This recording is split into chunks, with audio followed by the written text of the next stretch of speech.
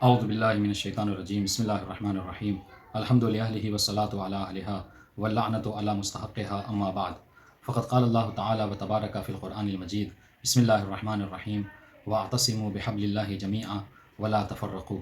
مومنین کرام، السلام علیکم ورحمۃ اللہ وبرکاتہ۔ سب سے پہلے آپ تمام حضرات کی خدمت میں عید سعید فطر کی مبارکباد پیش کرتا ہوں اور پروردگار عالم سے دعا کرتا ہوں کہ خداوند عالم ماہ مبارک رمضان میں ہمارے انجام دیے جانے والے تمام اعمال کو قبول فرمائے۔ خداوند عالم قرآن مجید میں ارشاد فرما رہا ہے کہ تم سب کے سب اللہ تعالیٰ کی رسی کو مضبوطی سے پکڑے رکھو اور آپس میں اختلاف نہ کرو۔ یقیناً اس آیت کریمہ کا جو سب سے بڑا پیغام ہے وہ یہی ہے کہ ایک مرد مومن کو چاہیے کہ وہ آپس میں ایک دوسرے کے ساتھ مل جل کر رہے اور آپسی اختلافات سے پرہیز کرے۔ میں سمیع حسین، جو کہ تقریباً 12 سال نجف اشرف میں تعلیم میں نے حاصل کی اور اب جو ہے یہاں انڈیا آیا ہوا ہوں۔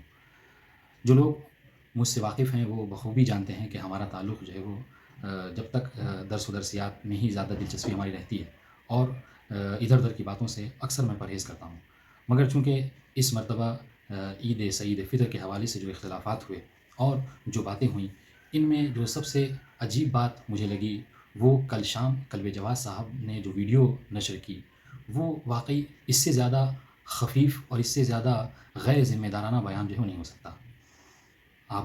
سب سے پہلے میں آپ کے اوپر اس بات کو واضح کروں کہ ہمارے اس ویڈیو کا تعلق یہ نہیں ہے کہ میں جھوٹی شہرت حاصل کروں یا پھر جو ہے وہ کسی کے فیور میں بات کروں، اس لیے کہ جہاں تک فیور کی بات ہے تو جو آیت اللہ سیستانی کے وکیل ہیں احمد علی عابدی صاحب، وہ مجھ سے واقف بھی نہیں ہوں گے، وہ میرا نام تک نہیں جانتے ہوں گے، مگر چونکہ کلب جواز صاحب نے جو کل ویڈیو نشر کی اس میں انہوں نے جو باتیں کی اس میں کہیں نہ کہیں اس سے تعلق جو ہے وہ ہمارا بھی ہے، لہٰذا ہمارا یہ فرض بنتا ہے کہ ہم انہیں جواب دیں اور مومنین کے سامنے حقیقت کو روشن کریں۔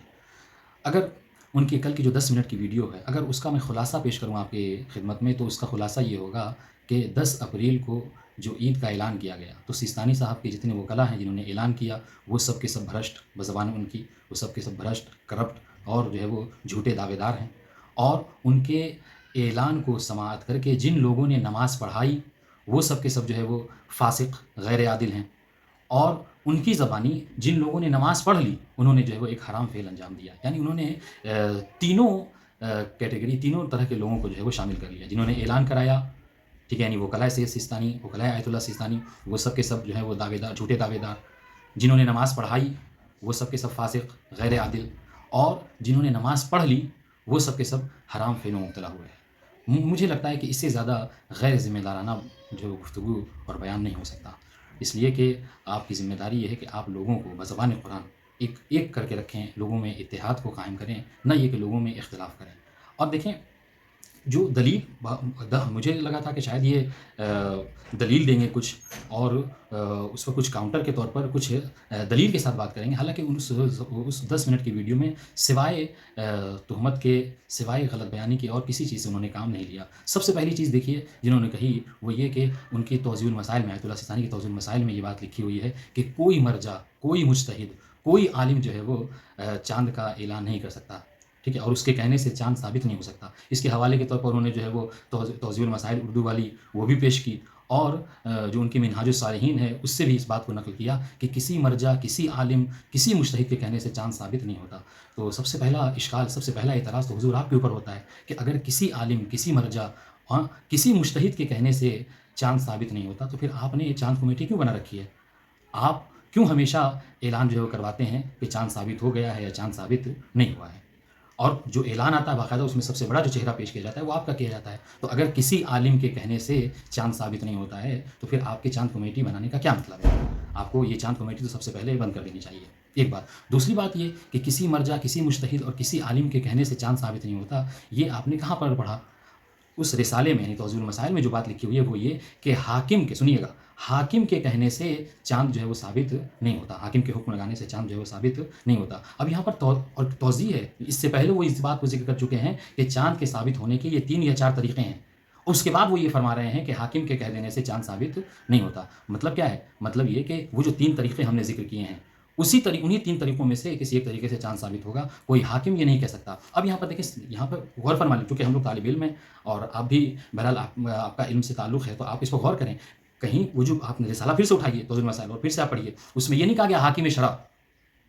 اگر حاکم شرع کہا جاتا تو پھر مجتہد مراد ہے، لیکن کہا گیا حاکم کے کہنے سے، مطلب کیا ہے؟ مطلب یہ کہ اس کا سب سے پہلا جو ایک مفہوم ہے وہ یہ کہ حاکم کے کہنے سے یعنی وہ جو جہاں پہ سلطنت چل رہی ہے، جو اپنے آپ کو سلطان کہلاتے ہیں لوگ، جیسے آج کل سعودی وغیرہ میں ہوتا ہے، وہ پہلے سے اعلان کر دیتے ہیں کہ چاند فلاں تاریخ کو ہوگا، تو یہاں پر مراد یہ ہے کہ حاکم کے کہہ دینے سے چاند ثابت نہیں ہوگا، بلکہ ان 3 طریقوں میں سے کسی ایک طریقے سے چاند ثابت ہوگا۔ رہی بات یہ کہ آپ جو یہ فرما رہے ہیں کہ حاکم کے کہنے سے مراد یہاں پر حاکم شرع ہے، مجتہد ہے، عالم دین ہے، تو یہاں پر یہ بہرحال یہ محتاج ثبوت ہے۔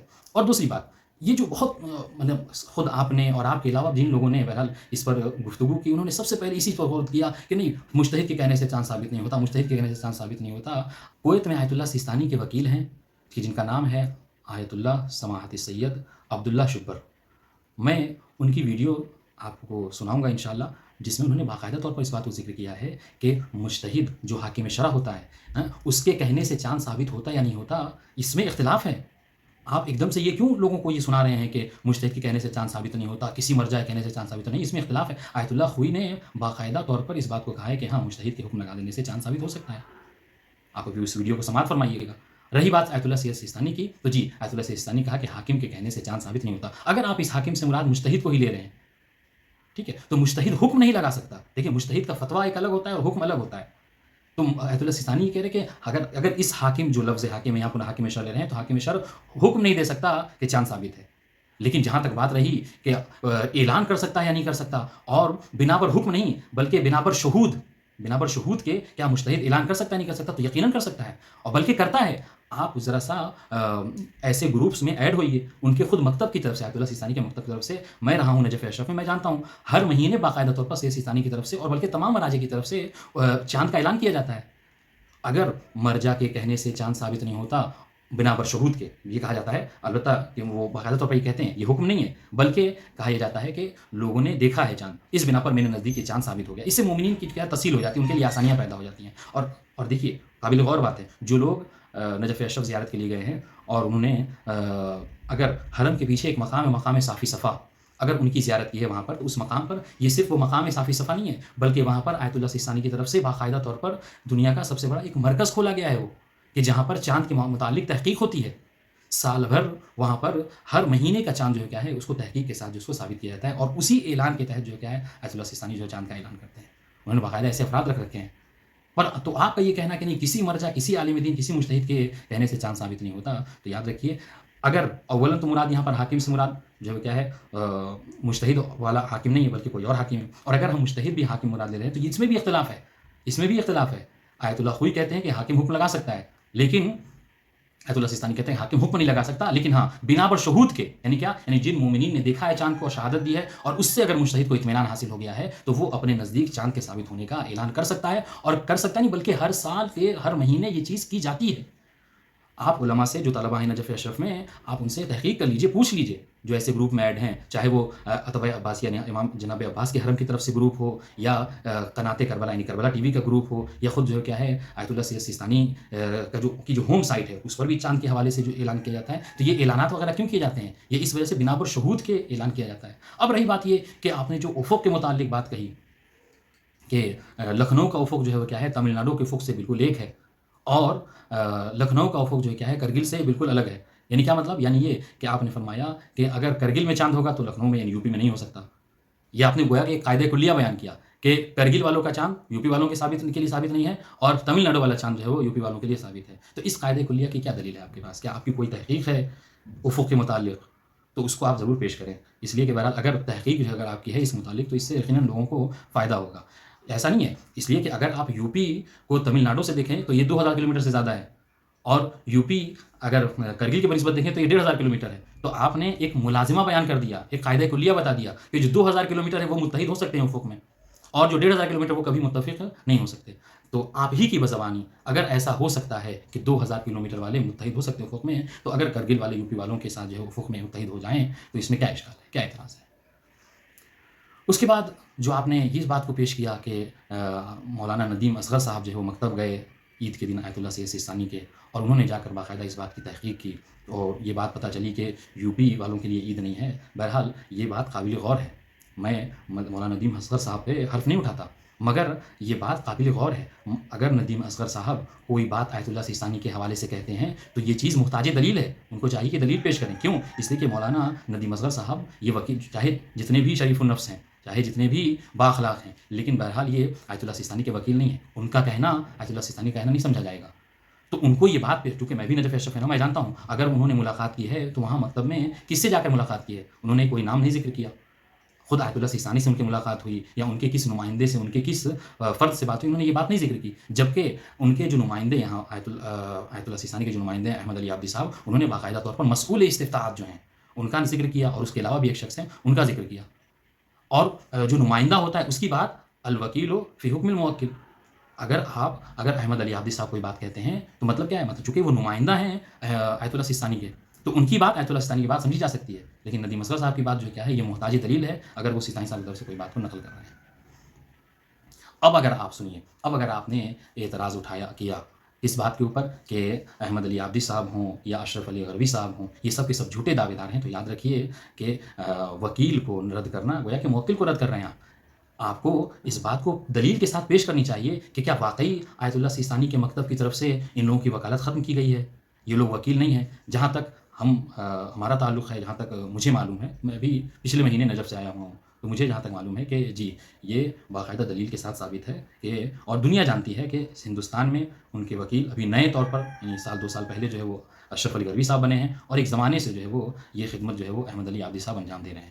تو آپ نے یہ کہہ دیا کہ یہ سب کے سب جھوٹے دعوے دار ہیں، کرپٹ ہیں، بھرشٹ ہیں. بہرحال اس کو آپ کو دلیل کے طور پر ذکر کرنا چاہیے تھا. ایک اور بات کہ جو آپ نے بہت، اس کی وجہ سے مجھے یہ جملہ، معاف کیجیے گا، مجھے یہ جملہ یہ کہنا پڑا کہ آپ کا بیان بہت خفیف تھا.